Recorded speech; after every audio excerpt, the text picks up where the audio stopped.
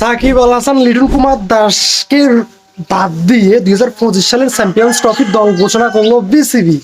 Interesting বিষয়, মানে যে লোকটা আসলে চ্যাম্পিয়ন্স ট্রফি খেলার জন্য বাংলাদেশকে জায়গা করে দিয়েছে, সেই লোকটাই আসলে চ্যাম্পিয়ন্স ট্রফি খেলতে পারবে না।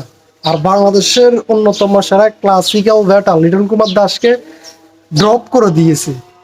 মানে ভাবতে পারেন, ওর জায়গায় পারভেজ হোসেন ইমন। আচ্ছা, আমরা এক নজর আগে দেখে নিই 2025 সালের চ্যাম্পিয়ন্স ট্রফির স্কোয়াডটা।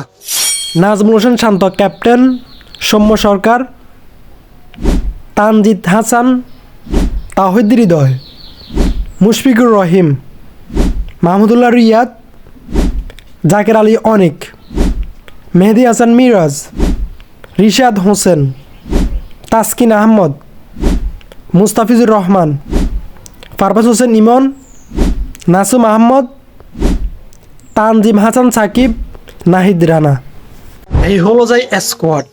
তো এদেরকে দিয়ে কি 2025 সালের চ্যাম্পিয়ন্স ট্রফি উইন হওয়া সম্ভব?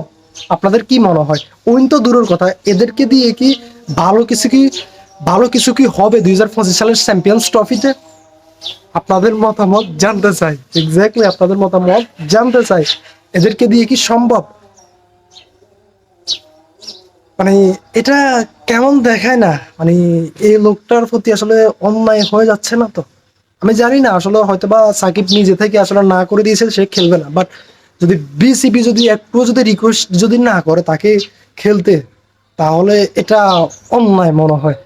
যাই হোক, দেখা যাক কি হয় শেষ পর্যন্ত। হয়তোবা আরো চান্স আছে স্কোয়াড পরিবর্তন করার, এটা হয়তোবা করতেও পারে বা নাও করতে পারে। আর যদি এরা যদি খেলে, তাহলে এদের মধ্যে কে পারফরমেন্স করতে পারে বা দল কি ভালো কিছু করতে পারে কিনা, এটা এখন দেখার বিষয়। আপনাদের সাথেও দেখা হবে অন্য কোনো সময়। এতক্ষণ পর্যন্ত সাথে থাকার জন্য অনেক অনেক কৃতজ্ঞ। সালামু আলাইকুম, আল্লাহ হাফেজ।